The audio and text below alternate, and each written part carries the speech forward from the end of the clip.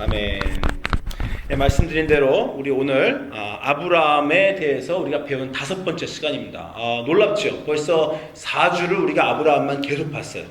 그렇게 계속 봤고 우리가 한 장 한 장 보기 시작해서 드디어 이제 22장까지 왔습니다. 22장인데 여러분 다 아시지만 아브라함 인생에서 가장 유명한 구절이에요. 우리가 아브라함에 대해서 여러 가지 기억합니다. 뭐 롯과 헤어진 이야기, 또 뭐 하갈을 맞은 이야기, 이집트로 내려간 이야기, 여러 가지를 기억하지만 역시 사람들이 다 아브라함 하면 이삭을 바친 그 아브라함, 그것으로 사람들이 다 아브라함을 기억합니다. 그래서 그 가장 유명한 구절을 우리가 공부하려고 해요. 제가 이렇게 말하고 싶습니다. 성경에서 가장 어려운 구절이다. 이해하기 가장 어렵다는 건 아니에요. 따라하기 가장 어려운 구절이다라는 거죠. 우리가 지난번에 이해하기 어려운 구절은 뭐 불의한 청지기의 비유 뭐 이런 걸 보았습니다만 이해 자체는 그렇게 어렵지 않아요. 이야기는 그냥 straightforward, 그냥 직선으로 간단하게 나갑니다. 그런데 따라하기가 너무 어려워요. 이 구절 때문에 많은 사람들이 다 이런 질문을 성경 공부할 때마다 합니다. 하나님이 내게 아들을 바치라고 하시면 나는 아브라함처럼 할 수 있을 것인가? 이런 질문을 하고 할 때마다 우리가 절망하고 우리는 그렇게 할 수 없으니까 어려워하고 힘들어하는 바로 그런 구절입니다. 아니 십자가를 지라 이런 것도 참 어려운 구절이지만 아니 정말 하나님이 여러분 부모님한테 선택을 주셨어요. 십자가를 질 테냐 자식을 바칠 테냐 뭐라고 하시겠어요? 차라리 십자가를 지겠습니다. 이렇게 하지 자식을 바치라는데 바칠 부모가 어디에 있겠습니까? 그래서 아주 어려운 구절이에요. 이 구절을 여러분은 뭐 수도 없이 설교를 들으셨을 것 같아요. 이 구절 가지고. 근데 보통 설교에 거의 결론이 그렇게 납니다. 우리도 아브라함처럼 믿자. 이렇게 보통 많이 결론이 나오는데 방금 말씀하신 대로 거의 불가능합니다. 아브라함처럼 하나님이 네 아들을 바치라 그래서 자식을 진짜 바치려고 한 사람은 인류 역사상 없었어요. 제가 그렇게 말하고 싶습니다. 아브라함 우리가 대강 아브라함 연대를 뭐 기원전 2600년, 뭐 2800년, 3000년 이렇게 잡는데 뭐 기원전 3000년이니까 지금까지 우리가 기원 후 2000년이니까 또 따지면 5000년 동안 아브라함처럼 이렇게 하나님의 명령을 듣고 자식을 바치려고 해본 사람은 없습니다. 왜 그러냐면 꼭 아브라함처럼 모든 사람이 믿음이 없어서가 아니라 아브라함에게 하신 것처럼 단 한 번의 사람에게도 하나님이 네 아들을 바쳐라 라고 명령하신 적이 없어요. 그 명령을 하신 적이 없다는 겁니다. 왜 그러냐면 하나님은 인신 제사를 싫어하십니다. 자식을 바치는 제사를 하나님이 굉장히 싫어하세요. 구약 성경 보면 자주 나옵니다. 사실은. 이거는 이제 가나안 지방에 몰렉이라는 신이 있어요. 몰렉의 제의, 몰렉의 제사라는 게 뭐냐면 몰렉이라는 신은 자식을 바치는 걸 원하는 신이었어요. 그래서 가나안 지방에 자식을 바치는 풍습이 있었습니다. 여러분이 이제 사사기 그런 데 보시면 여러 번 나와요. 신명기에도 나오고 민수기에도 나오고 하는데 하나님이 이스라엘을 출애굽을 시키셔서 가나안을 다 멸망시키려고 하실 때 가나안의 커다란 문제가 두 가지가 뭐냐면 성적인 타락과 인신제사, 아이들을 바치는 거였어요. 이것 때문에 사실 하나님이 영어로는 abomination, 혐오하시는 것, 아주 싫어하시는 것, 사람이 인간을 바치는 것, 하나님의 아름다운 창조물인 인간을 제물로 바치는 거 하나님이 아주 싫어하셨어요. 그래서 그게 가나안 땅을 멸망시킨 이유 중에 하나이기 때문에 하나님이 아브라함에게 자식을 바쳐라라는 이 명령은 다른 그 누구에도 해보신 적이 없고요. 하나님이 아브라함에게 자식을 바치라는 명령을 들은 순간 우리가 모두 깜짝 놀라야 되고 이게 도대체 무슨 일이 여기 벌어지고 있는 것인가? 그분이 그렇게 싫어하는 인신 제사를 바치라 여기서 하라고 하다니. 그래서 우리가 그 질문을 해야 됩니다. 도대체 아브라함은 어떻게 아들을 바치는 그런 믿음이 있었을까? 그리고 하나님은 그런 명령을 왜 주셨을까? 이 질문을 우리가 좀 공부를 해야 됩니다. 이 말도 안 되는 이삭 사건의 도대체 본질은 무엇인가? 그렇게 쉽게 우리 아브라함처럼 자식을 바치자 하나님 명령하면 그렇게 갈 게 아니라는 거예요. 자, 이 아브라함 사건의 이 이삭 사건의 가장 중요한 본질을 보기 위해서는 아무래도 이 일이 있은 후와 전의 일의 차이를 보면 됩니다. 이 일에 있기 전에는 어떻고 이 일 후에는 어떤 일이 벌어졌는가. 그래서 오늘 구절은 이 일이 있은 후의 일의 구절을 찾았어요. 창세기 22장 17절에 이 일이 있은 후에 아브라함이 이삭을 바치려고 한 후에 하나님이 도대체 어떤 일을 하셨는가, 하나님이 어떤 약속을 주셨는가, 그게 오늘 본 구절 22장 17절입니다. 자, 22장 17절, 18절 하나님이 아브라함에게 다시 약속하시는 거예요. 이제 이삭을 바치려고 하고 나서 하나님이 구해주신 다음에 야, 너 훌륭하다. 그러면서 하신 얘기입니다. 내가 내게 큰 복을 주고 22장 17절입니다. 내 씨가, 여기 이제 씨라는 단어가 나오는데요. 씨, 자손 다 똑같은 원래 원어입니다. 히브리어로는 씨와 자손 똑같은데 한국말 번역에는 씨라고도 번역하고 자손이라도 번역했어요. 내 자손이, 내 씨가 크게 번성하여 하늘의 별과 같고 바닷가의 모래와 같게 되리니 내 씨가 그 대적의 성문을 차지하리라.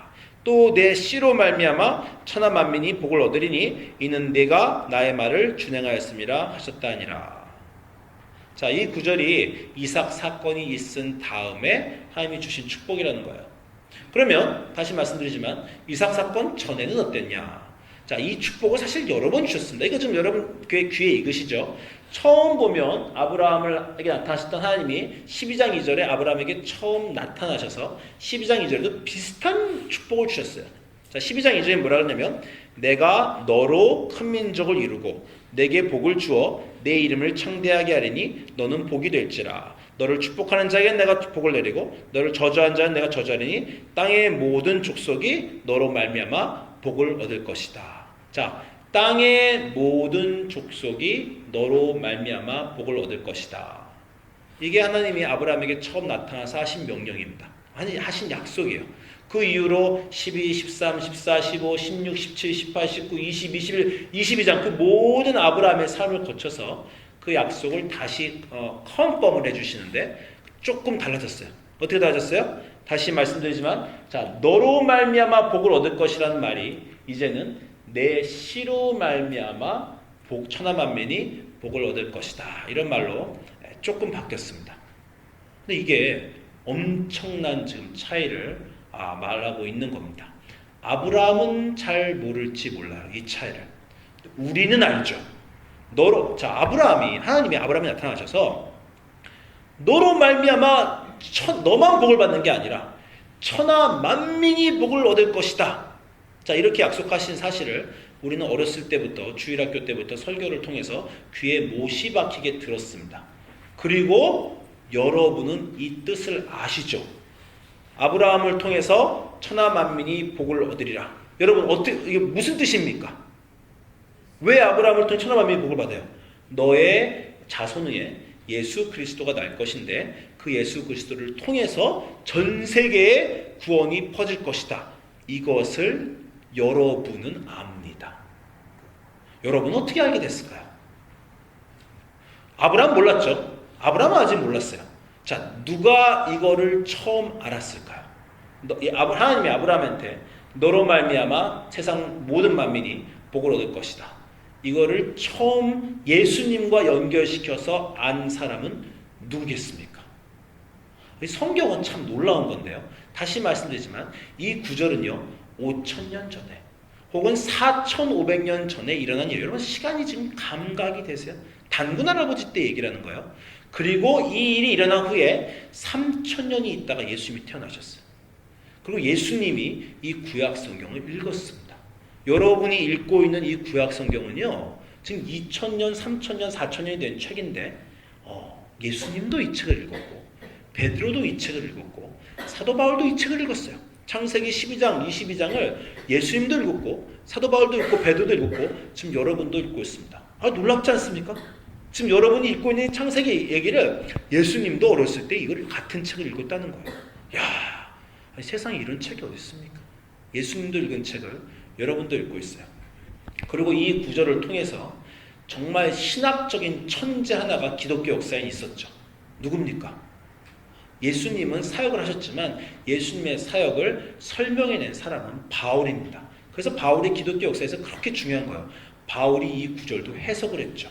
바울이 뭐라 그랬어요? 바울이 창세기 22장 18절에 내 씨로 말미암아 천하 만민이 복을 얻으리라고 하나님이 아브라함에게 말한 걸 바울이 해석을 해낸 거예요. 2000년 전에. 바울이 뭐라고 했어요? 갈라디아서 3장 16절을 보니까 이 약속들은 아브라함과 그 자손에게 그 씨에게 말씀하신 것인데, 자, 바울이 엄청난 걸 발견했어요.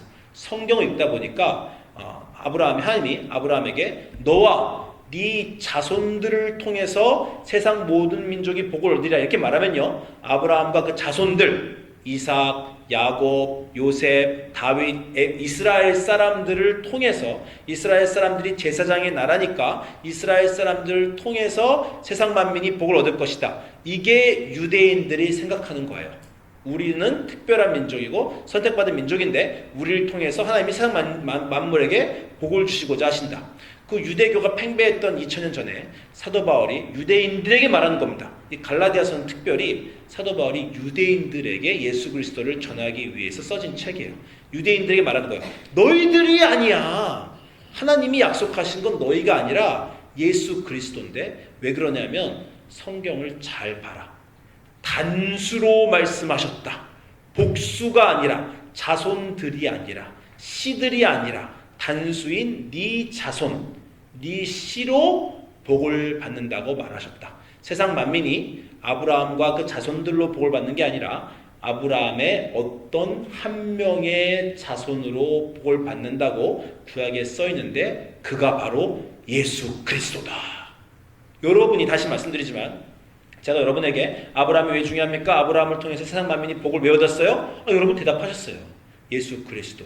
그 답을 여러분 마음속에 처음 준 게 바로 사도 바울입니다. 사도 바울이 갈라디아서 3장 16절에 다시 읽을게요. 이 약속들은 아브라함과 그 자손에게 말씀하신 것인데 여럿을 가리켜 자손들이라 하지 아니하시고 오직 한 사람을 가리켜 네 자손, 영어로 보면 offspring 또는 descendant, 네 자손이라 하셨으니 그게 곧 그리스도다.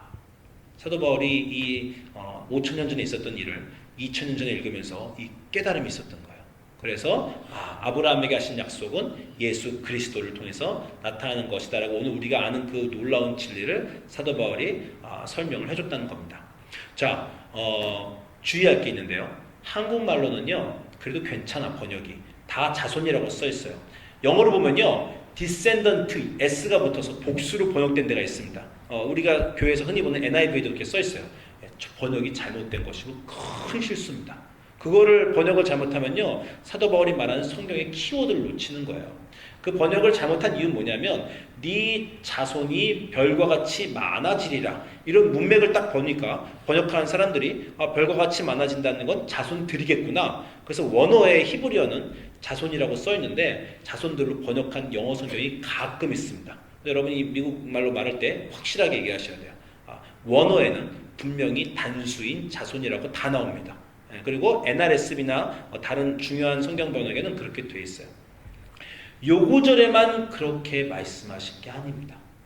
일맥상통하게 하나님이 너와 네 자손을 통해서 세상 만민이 늘어나고 복을 얻으라고 말씀하셨대요. 일맥상통하게 일관적으로 전부 단수를 쓰셨어요. 자, 다른 구절도 다 찾아보겠습니다. 우리가 다 본 구절이에요. 창세기 12장 7절에 여호와께서 아브라함에게 나타나 이르시되 내가 이 땅을 내 자손들 이스라엘에게 주시라고 말씀하신 게 아니야.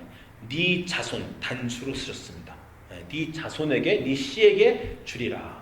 13장 15절에도 이 보이는 땅을 내가 너와 네 자손에게 주리라. 15장 5절에 하늘로 무뼈를 셀 수 있나 보라. 그에게 이르시되 네 자손이 이와 같으리라. 17장 8절에 내가 너와 내 후손 네 자손에게 내가 거류한 이 땅 곧 가나안 땅을 주어 영원한 기업이 되게 하리라. 계속해서 아브라함의 인생을 통해서 하나님이 아브라함에게 뭔가 지금 말하려고 하십니다. 너와 네 자손. 아브라함이 처음에는요, 하나님이 지금 문법을 제대로 안 쓰시나 이렇게 생각했을 수도 있어요. 근데 일관적으로 너와 네 자손에게 이 모든 일을 주리라라고 하나님이 말씀하시는 겁니다. 하나님은 처음부터 그렇게 말씀하셨어요. 자, 이게 굉장히 중요한 것인데 아브라함을 하나님이 만나셨습니다. 아브라함하고 살면서 아주 여러 가지 사건들이 있었어요. 이게 여러분이 지난 5주 동안 우리가 공부한 이유입니다. 다 공부했죠. 보시면 지금 머릿속에 기억이 막 나시죠.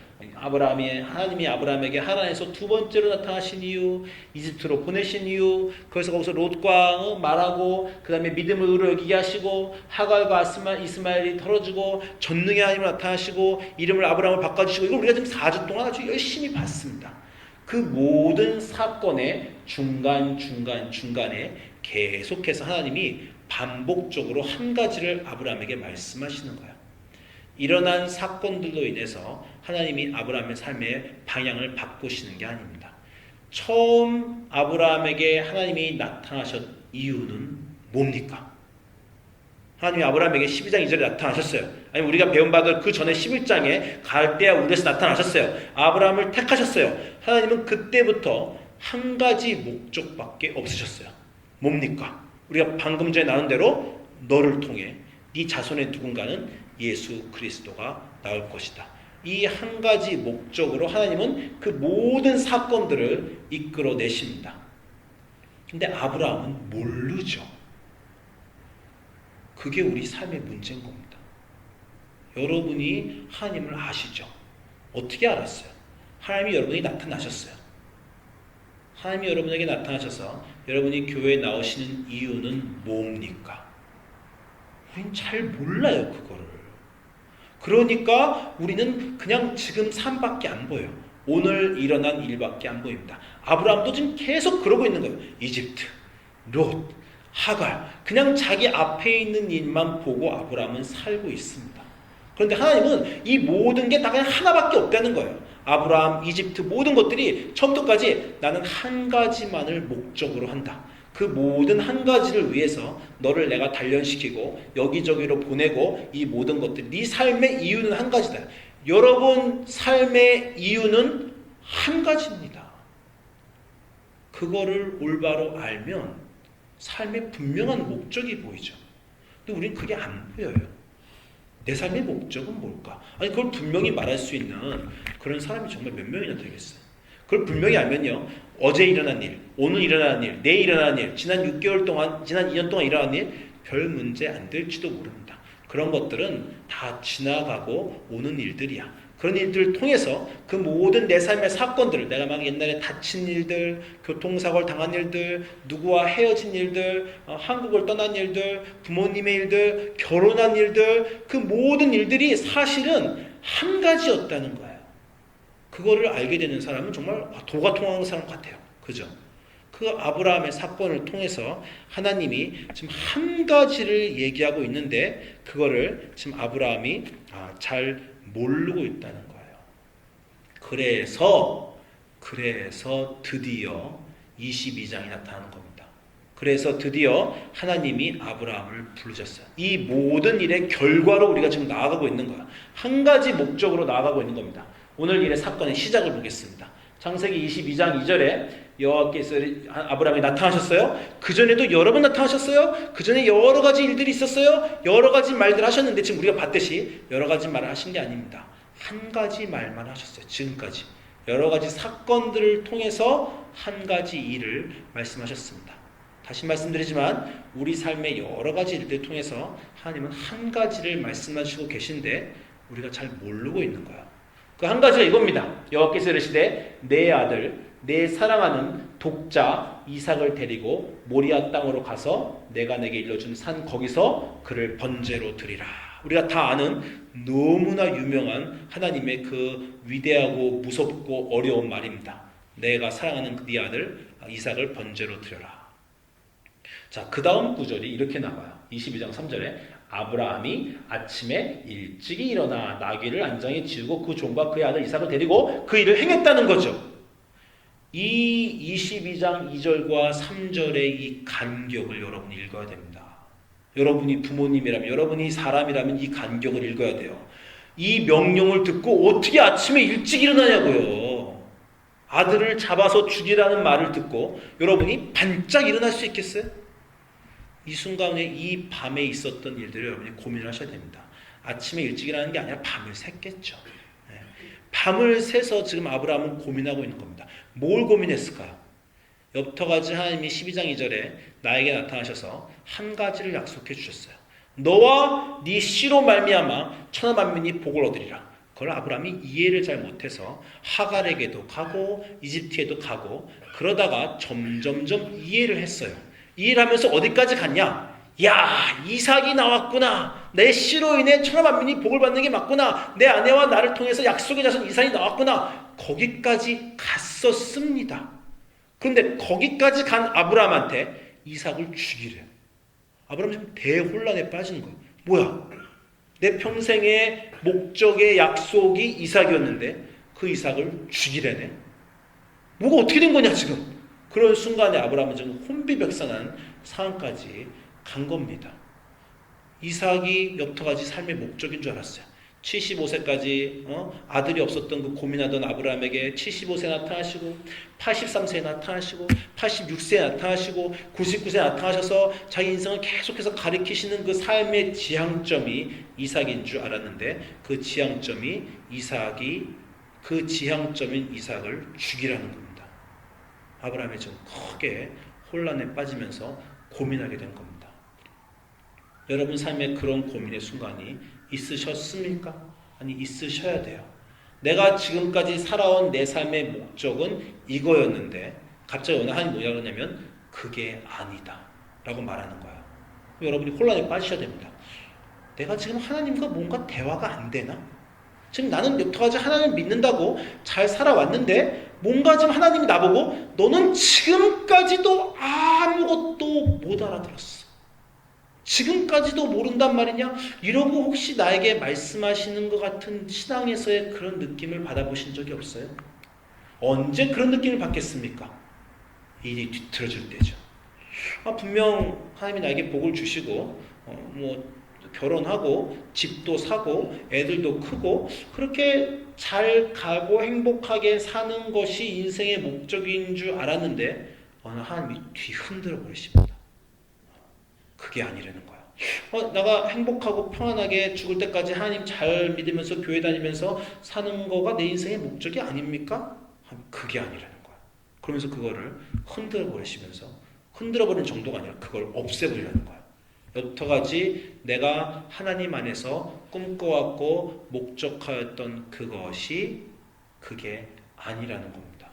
그래서 아브라함이 지금 고민하기 시작하는 거예요. 밤새 고민했죠. 이삭이 아니었던가? 거기까지 간 거야 아브라함이. 이삭이 아니었던가? 내 삶의 목적은 이삭인 줄 알았는데 그 목적을 버리라고 하시니 내 삶의 목적은 이삭이 아니었던가까지 아브라함이 갔습니다. 그리고 그 밤의 어느 순간에 아브라함에게 어떤 깨달음이 오죠. 이삭이 아니었구나. 이삭이 아니었으면 뭐였을까?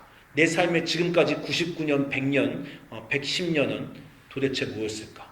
이삭이 아니었으면 그게 뭐였을까를 고민하다가 이삭은 없었구나. 이삭은 없어도 상관이 없구나. 까지 아브라함이 갑니다. 그거를 이 신학적 천재인 바울이 또 읽어내서 로마서 4장 17절에 이 아브라함의 마음의 심경을 바울이 설명해 줍니다.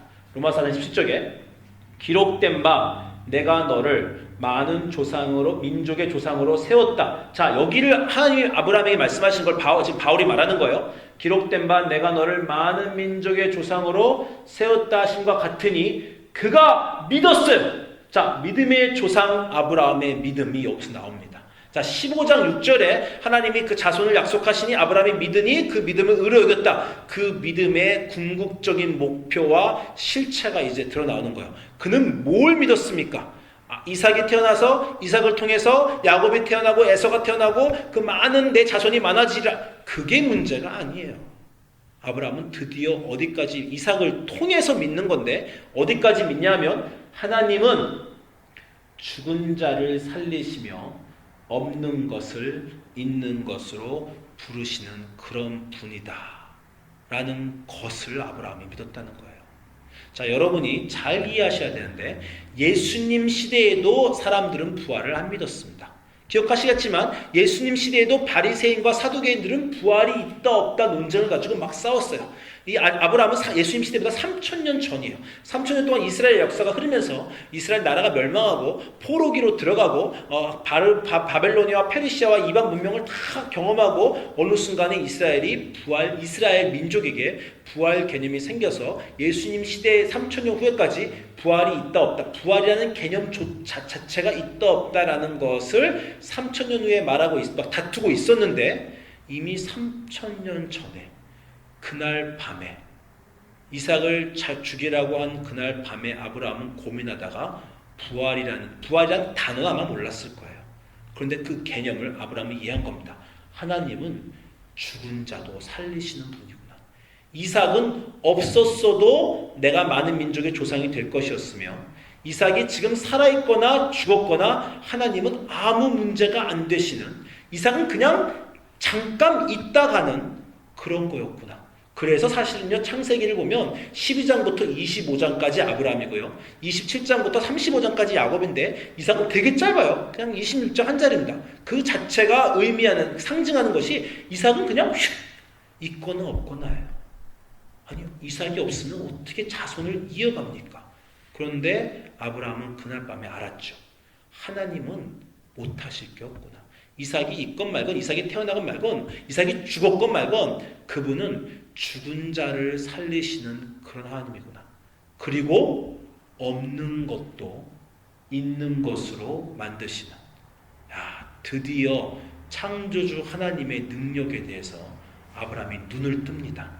그 전에는 어떻게 눈을 떴어요? 이집트에서 그 위대한 엄청난 왕인 바로를 패배시킨 정도의 하나님으로 눈이 떠졌어도, 그래서도 가나안의 내 왕을 쳐부쉈어요. 아브라함이 그 눈을 뜨고 이제 하나님에 대한 새로운 완전한 눈을 뜨는 거예요.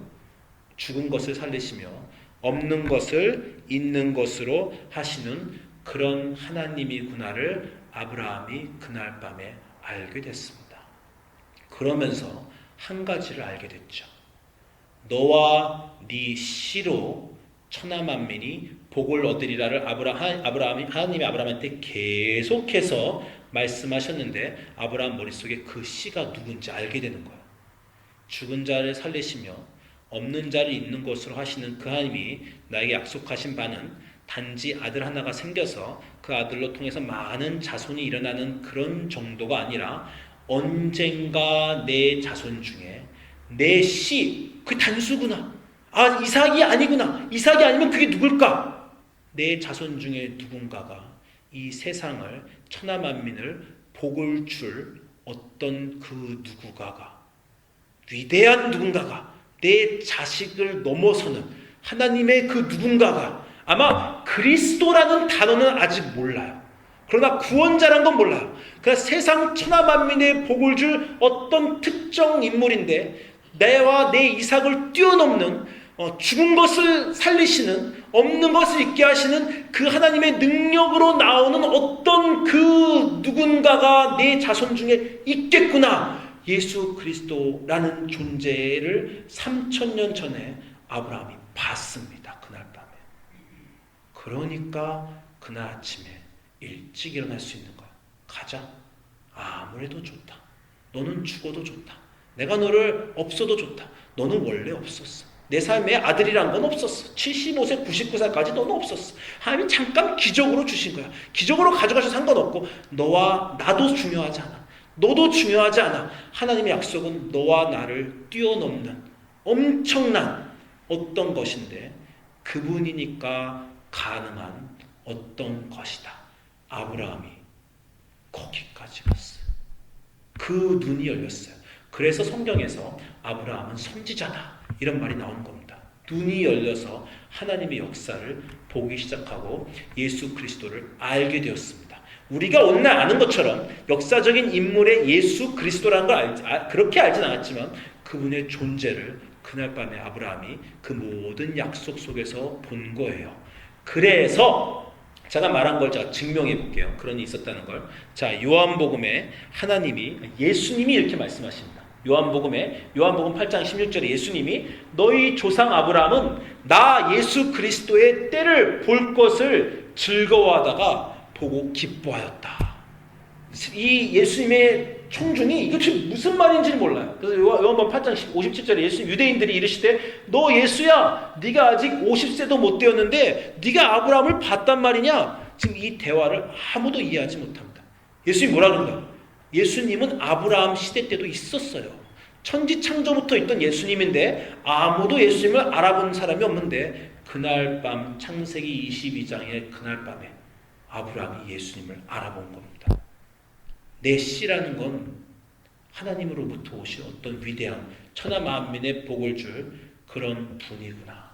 아브라함의 인생에 즐거움이 생겼습니다. 이야, 이삭이 문제가 아들 하나가 100세에 난 게 문제가 아닌구나. 하나님은 나를 부르셔서 나와 내 아들과 내 자손들을 통해서 어느 순간에 그 안에 하나님이 팍 내려오셔서 전 천하 만민이 구원 얻을 그런 능력 없는 것을 있게 하실 부활을 이끄실 그런 하나님이 나를 부르셔서 계획하셨구나. 그 충만함이 그날 밤 그 즐거움이 아브라함에게 있었다는 겁니다. 아마 성경에는 없지만 하나님이 22장 오늘 읽은 구절에서 아브라함아 너 자손을 바칠 그 정도까지 갔느냐? 드디어 알아먹었구나. 내가 너를 불러서 지금까지 목적 같던 그걸 네가 알아먹었구나. 내가 네게 큰 복을 주고 내 씨가 번성하고 그 씨가 이 사탄과 악마의 대적의 성문을 차지하여 내 씨로 천하 만민이 복을 받는다는 걸 너 드디어 알았구나. 하나님이 성경에 없지만 우와! 그러셨을 것 같아. 야, 나의 친구 아브라함, 너 거기까지 갔구나. 라는 게 지금 22장 엄청난 구절입니다. 22장이 거기까지 간 거예요. 그래서 여러분이 아는 그 유명한 구절이 나온 겁니다. 이삭이 아브라함 창세기 22장 7절에 이삭이 그 아버지 아브라함에게 이르되 아버지여 내 아들아 날 불과 나무 있는데 번제할 양은 어디 있습니까? 아브라함 뭐라 그래? 여기서 아브라함은 굉장히 심오한 말은 여호와께서 준비하신다. 불과 나무를 준비하신다는 얘기일까요? 그걸 알았을까요? 그걸 알지는 않았어요. 그러나 아브라함이 한 가지 알았죠. 하나님은 이미 이전부터 내가 태어나기 전부터 나를 75세에 불렀을 전부터 네가 태어나기 전부터 그분 다 준비하고 계신 분이야. 다 알고 계신 분이야. 그런데 이 일이 끝난 다음에 아브라함이 눈을 일어 순양을 보고 이게 바로 뭡니까? 창세기 20장 13절 대속죄 유월절 양 그 아브라함의 눈을 들어본 즉 한 순양이 뒤에 있는데 뿌리 수풀에 걸려 있었어요. 그 순양을 가져다가 이삭을 대신하여 번제를 드렸죠. 뭡니까? 세상 죄를 지고 갈 하나님의 어린 양 예수 그리스도의 상징이 여기에 나오는 겁니다. 그래서 아브라함이 그 땅의 이름을 여호와 이레다. 여호와가 준비하신다. 여호와가 세상 처음부터 뱀아 여자의 후손이 네 머리를 밟으리라 라고 창세기 처음에 말한 그 순간부터 준비하시고 계획하셔서 그 일을 이루시는 그 하나님 여호와 이레 하나님을 아브라함이 알게 되며 이 22장에 그 하나님이 나타나시게 되는 겁니다. 우리 인생에 우리가 거기까지 갈 수 없을까요? 우리는 그냥 오늘만 보고 살잖아요. 애들에게 일어난 일, 아들에게 좀 속 썩이는 일, 그냥 자식과 며느리와 그리고 친구들과 교인들과 직장 상사 우리는 그냥 그것만 보고 주님 이 문제를 해결해 주십시오. 이것도 그냥 인생의 파도가 계속 오는데 우리는 그때마다 그 파도에 휩쓸려가지고 이 문제를 그 모든 인생의 파도 이집트와 내 왕과 롯과 땅과 하갈과 그 모든 파도를 통해서 아브라함에게 하나님은 한 가지를 얘기하신다는 거예요. 아브라함아, 알아듣겠냐? 그럼 여기까지 가보자. 우리 이삭까지 가보자. 이제는 알아듣겠냐? 우리 삶에 우리를 부르시고 예수님을 알게 하시고 여기를 오게 하신 그 하나님이 우리의 삶 전체를 통해서 우리 태어나기 전부터 우리가 이름이라는 그걸 가지기 전부터 그 전부터 우리를 아신 하나님이 우리를 부르신 그 하나님이 우리 삶을 통해서 목적하시는 그 어떤 것을 보는 것이 그것이 기독교인의 목적입니다. 내 삶에 지금 온 이 문제를 해결해 주십시오. 잘 은퇴하고 죽을 때까지 편안하게 그냥 잘 가게 해 주세요가 아니라 그것과 비교할 수 없을 정도로 엄청난 일을 너와 네 씨와 이 내 인생의 어떤 역사 한가운데 너라는 그 점이 찍혀있다. 그게 보이냐? 너를 인생을 관통하는 그거를 알면 우리도 아브라함처럼 되지 않을까요? 예수님이 말씀하신 너희 조상 아브라함은 즐거워하고 기뻐했다는 겁니다. 우리 인생의 즐거움과 기쁨이 지금 일어나는 일의 문제의 해결을 통해서 일어난다면 그건 즐거움도 기쁨도 아니에요. 그건 그냥 세상 사람들이 추구하는 어떤 겁니다. 그러나 하나님이 준비하신 하나님이 그 없는 것을 있게 하신 하나님이 부활시키신 하나님, 우리가 다 망친 것들, 다 망쳐진 것 같은 그 순간에 다 뒤집으실 수 있는 하나님이 그건 아무것도 아니다. 이집트는 아무것도 아니야. 바로는 아무것도 아니야. 이삭도 아무것도 아니야. 그러나 나는 거기에 있고 나는 네 인생에 무언가 하고 있다. 나는 처음부터 그것만 하려고 했어. 그게 목적이다. 그거를 우리가 알 수 있다면 하나님이 보시는 거 우리도 볼 수 있다면 우리는 조금 더 지혜로워지고 조금 더 믿음의 사람이 되고 이 삶의 기쁨과 즐거움의 중심에 어떤 다른 그 무엇 우리가 지금 채우려고 하는 것이 아니라 하나님의 목적 예수 그리스도 그것을 뛰어넘는 어떤 무언가가 우리 삶에 자리할 수 있는 그런 인생이 되었으면 좋겠습니다. 거기까지 아브라함은 갔어요. 12장부터 지금까지 우리는 이거를 알기 위해서 계속 한 구절 거기 그날 밤에 거기까지 가서 아침 일찍 일어난 아브라함. 여러분의 아침도 일찍 그 즐거움과 그 깨달음으로 매일매일 일어나시기를 주님의 이름으로 소망합니다. 기도하겠습니다.